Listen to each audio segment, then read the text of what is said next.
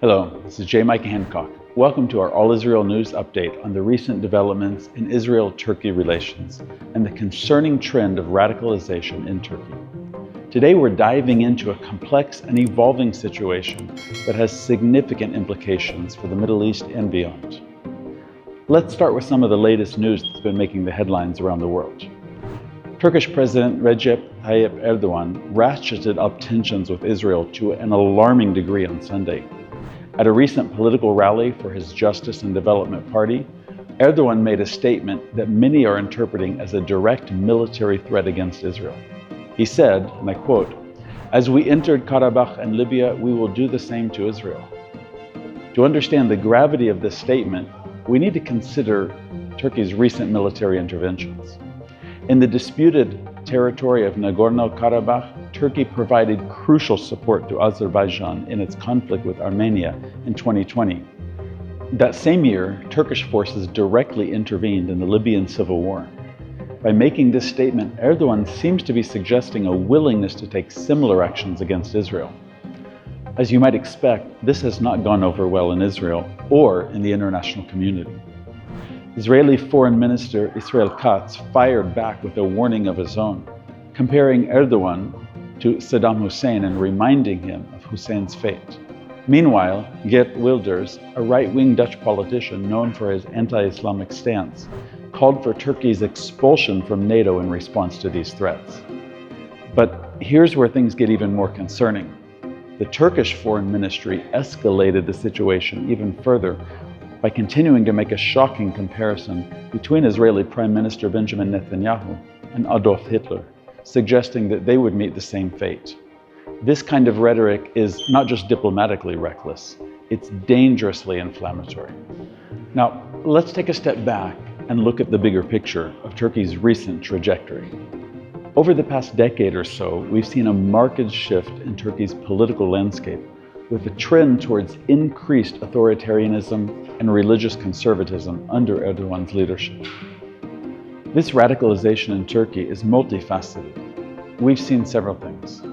Erosion of secular principles. Turkey, once known for its strict separation of religion and state, has seen a gradual but significant shift towards incorporating more Islamic principles into governance and public life. Crackdown on opposition. Following a failed coup attempt in 2016, Erdogan's government has tightened its grip on power, jailing journalists, academics, and political opponents. Constitutional changes. In 2017, a controversial referendum expanded the presidential powers and weakened checks and balances in the Turkish political system. Foreign policy shift. Turkey has increasingly positioned itself as a champion of Muslim causes globally, often putting it at odds with its NATO allies and its once close relationship with Israel. Support for Islamic groups. There has been Turkish support for various Islamic groups in the region, most notably Hamas, which has strained relations with Israel and Western countries. Media control. The Turkish government has tightened control over media outlets, leading to concerns about press freedom and the spread of state-controlled narratives. Education. Changes in the educational system have led to increased emphasis on religious education, raising concerns about indoctrination of young people. Additionally, in political speeches, both publicly and to his party, Erdogan has spoken of returning Turkey to the glory of the Ottoman Empire. Using this rhetoric, he has even suggested that Turkey has the right to take action in Israel, as that territory used to belong to the Ottoman Empire. Political analysts have even called his foreign policy neo-Ottoman. This radicalization has had a profound impact on Turkey's relationship with Israel. Let's briefly trace the evolution of this relationship. In the 1990s and early 2000s, Israel and Turkey were strong strategic allies. They cooperated on military, economic, and diplomatic fronts. But things began to change in 2010 with the Gaza flotilla incident, where Israeli forces raided a Turkish-led flotilla attempting to breach the Gaza blockade, resulting in the death of 10 Turkish activists. This led to a severe diplomatic crisis. Turkey downgraded relations and expelled the Israeli ambassador. and became increasingly vocal in its support for the Palestinian cause.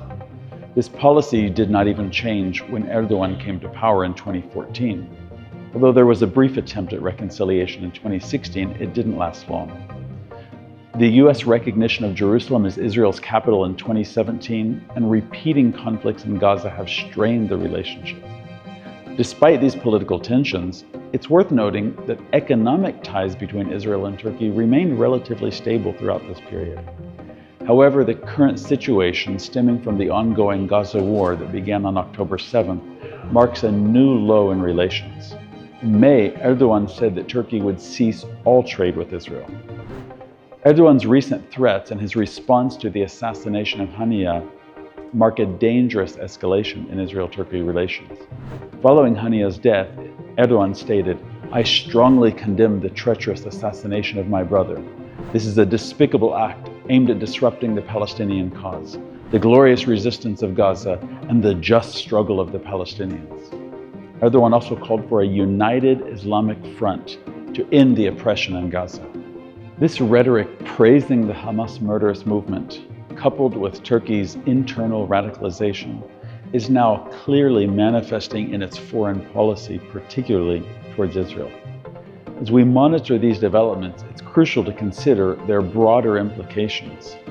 The deterioration of Israel-Turkey relations extends far beyond these two countries, potentially reshaping alliances and power dynamics across the Middle East and the Eastern Mediterranean. The situation remains fluid and complex, with significant ramifications for regional stability and international diplomacy. We'll continue to closely follow these events and provide updates as the situation changes. This is Micah Hancock signing off for All Israel News. Thank you for joining us in this critical discussion.